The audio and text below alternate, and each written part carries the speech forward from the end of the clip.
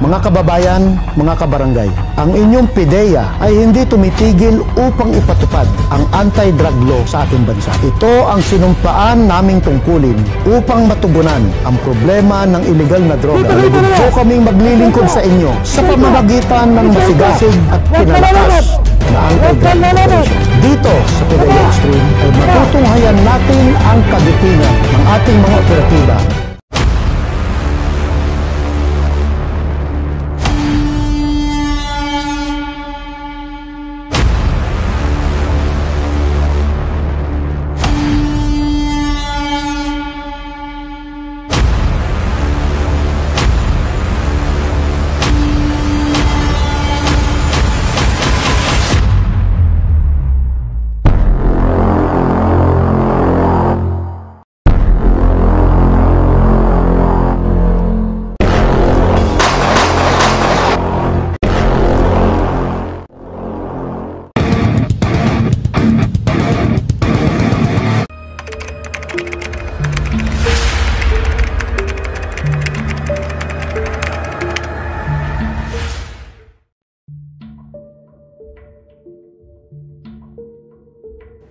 Niadtong April 19, 2022, si Provincial Officer ng Misamis Oriental nato, si Agent Expedito Cardona, reported dito sa office na sila i-conduct nga possible drug bypass operation against a certain Gistoni Agcopra sa may Zone 8, Bulwa, dini sa ato ang dakbayan sa Cagayan de Oro.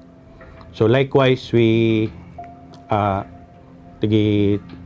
directed Agent Cardona to go with the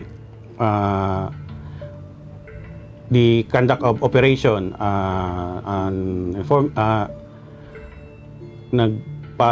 kuan punta sa iya nga tagaan niya o insaktong aksyon ang maong information and to coordinate with the proper stations na nakakasakop dito sa maong lugar. Follow-up question dyan, Kuya ART. Kanang every time ba nga mag-operate ang mga operatiba, particular sa atong operatives, the region, you make sure ba na talagang kompleto ang ilang papeles? Kailangan na kompleto ilang papeles. Ilabi na ang coordination nila before sa trabaho. Kailangan nila mag-coordinate sa ato ang Regional Operation Center. Kaya dili sila pwedeng mag-operate without the proper coordination. And una-una kailangan po sila nga mag-coordinate po sa kay RD o sa Chief Operations nato diri sa region. Meron silang coordination pre-ops number na ginahatag nato sa ato ang operational center nato sa regional operational center, ginatawag nato diri GROC. So once nga naa na sila hawid ana nga papel, they can proceed to the operation per se.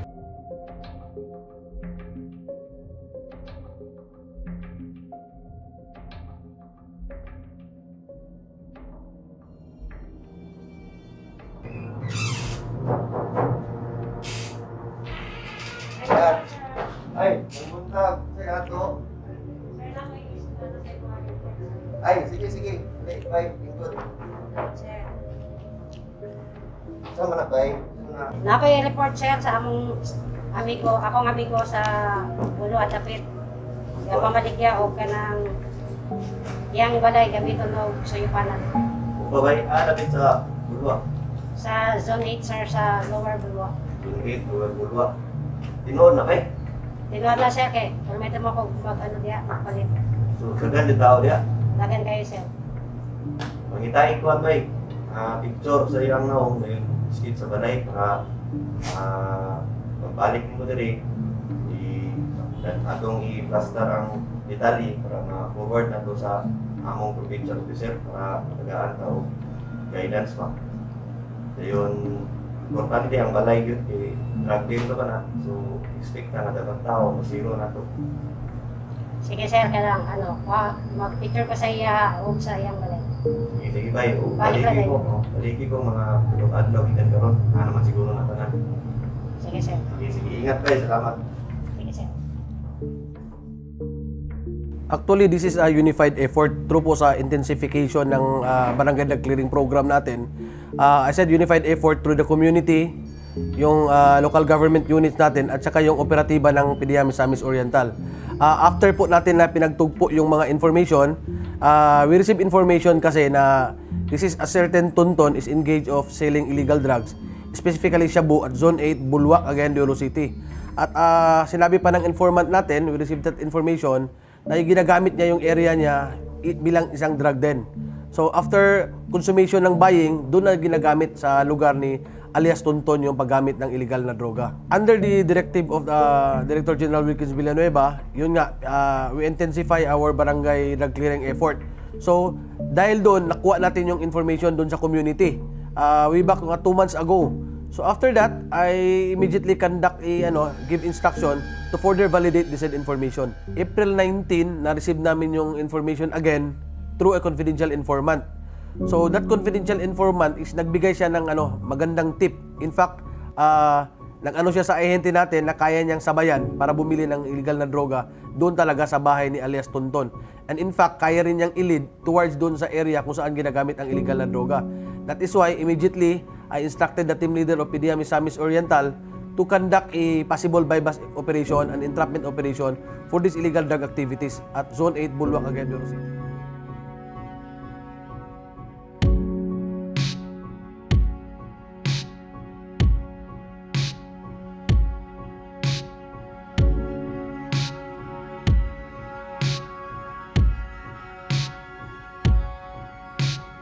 May buntag, Sir Biro. Itong si Ay. Oh, may buntag, may buntag. Anong balita? Nakakuha na ko sa iya. Mo na kaning sa Bulwa, Zone 8, si alias Tonton. Patingin sa mukha. Kusog ya po niyang baligya dito. Actually, gireklamo na po din siya sa barangay si Tonton. Tonton Agkupra, di ba? So, makasama siya sa pwede niya palitan si Tonton? Samahan na lang ng pusher buyer. So, okay ra ka na si Ay. O, sige. Mag-form ng team. Tapos, mag-conduct ng possible bypass operation. Yes, sir. Sige, good luck. Tatawag na ako sa region para sa coordination natin. CJ. Yes, sir.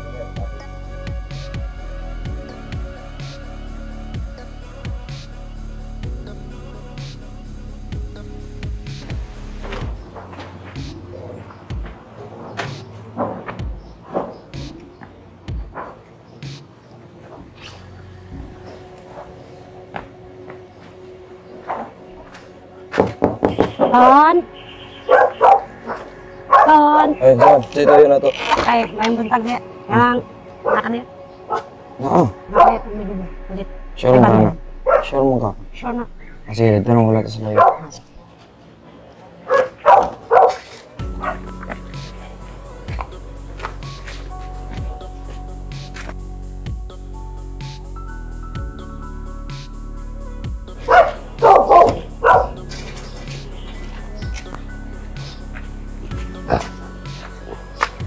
Asa man ka ba? Ya, mura ray. Bukan mo mi gani. Ano kaya na sabi? Kalain daw na. Pipila mo yung kawan. Kulang. Sige. May buntag sa tanan, mga kauban kong drug busters sa atong representative from the barangay officials o NPS representative, may buntag. Nata karon para mag-conduct o possible bypass operation. Atong target si aka Tonton, alias Tonton, taga Zone 8, Lower Bulwa, Cagayan de Oro City.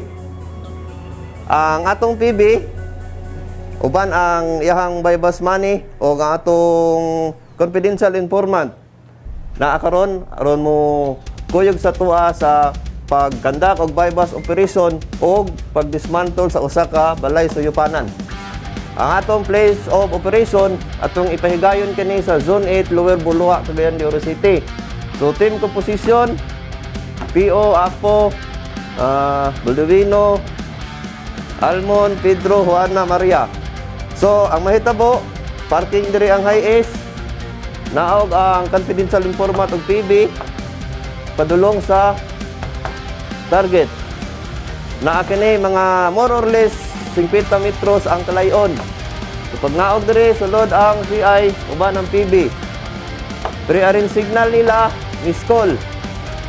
Pag na-consumate na ang deal, miss call na, matic, uban ng arresting, o ang tropa, hit ta sa target. Naay mga pangutana.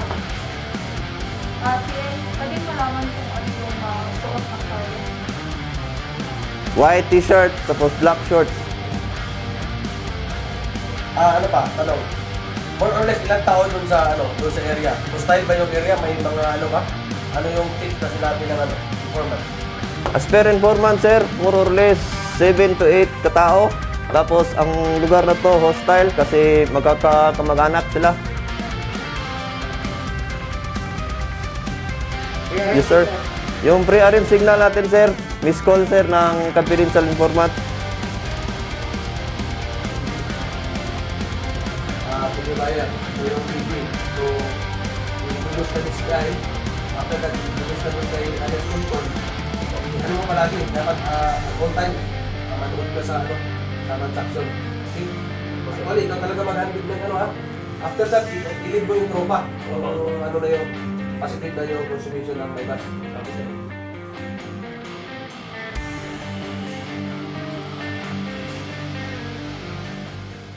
Golds, for info, mapasok na yung informant natin at yung push buyer. Antayin lang natin yung miss call. Ready.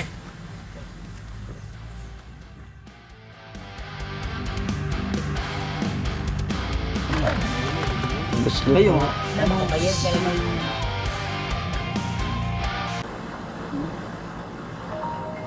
Ayan na, nag-miss call na. Go. Good luck guys, good luck.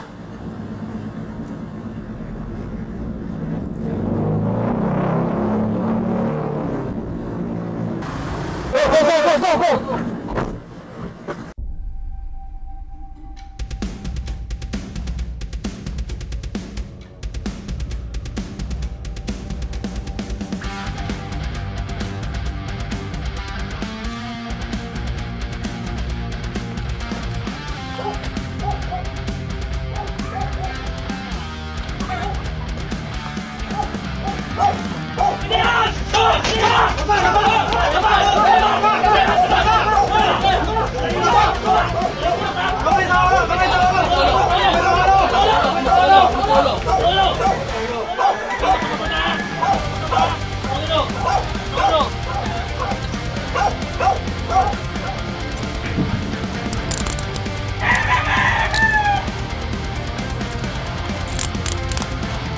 Mga PDEA agents me, kamo akong giaristo sa pagsupak sa balaod sa Republic Act 9165 or Comprehensive Dangerous Drugs Act of 2002. Aduna kamoy katungod sa pagpakahilom.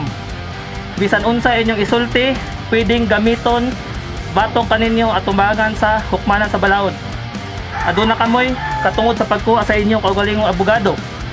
Kung dili ninyo kaya ang serbisyo niini, kamo pagatagaan sa gobyerno. Kung dili ninyo buot gamito ng kining inyong mga katungod, pwede kining ninyo ipaagi sa kasulatan o katubangan sa inyong abogado. Nakasabot ba kamo sa inyong katungod? Sir. Sabot mo? Sabot, sir. Okay. Ipasabot tupod kamo nga kining pagdakop sa inyo naka-record ni. Pwede kini ninyo tan-awon pag-download before kini hipuson og ipasa dito sa hukmanan sa balaod. Nakasabot mo? Sabot, sir. Okay.